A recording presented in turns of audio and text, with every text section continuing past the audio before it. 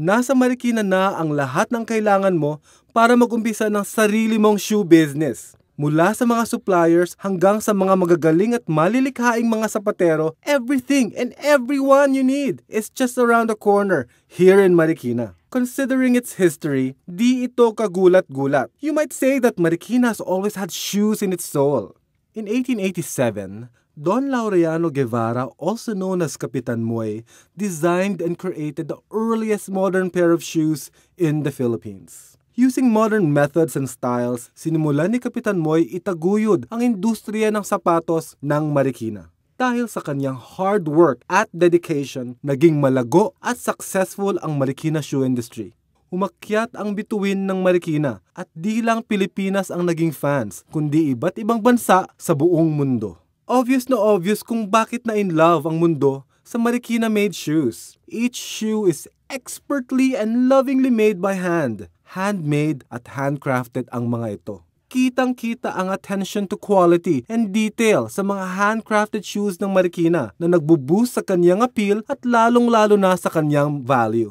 From the streets of Manila to the streets of Paris, New York, Milan, at isama mo pa ang buong mundo, nilakad na ito ng mga sapatos na dala-dala ang tatak ng Marikina. Ngunit, sa mga nakaraang dekada, nalamangan ng Marikina ng mga foreign-made shoes, mga cheap at mass-produced shoes na nanggaling sa Asia, Europe, at South America. Sinubukang makipagsabayan ng Marikenyo, but these countries had the manpower, numbers, and technology behind them.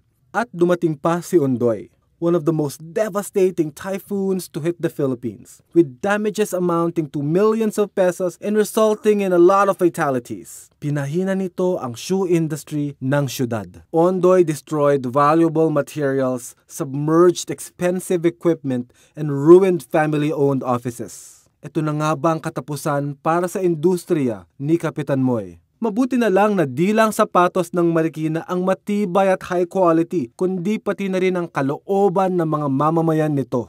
This small town of shoemakers kasabay ng kanyang shoe industry emerged from the floods. Nag-level up ang buong syudad. At ang mga sapatos ng Marikina may premium nang nakaset sa handcrafted shoes. Ang handcrafted shoes ngayon ay tinuturing na isang shoe lover's delight. Isa siyang status symbol na pinag-aagawan sa world markets.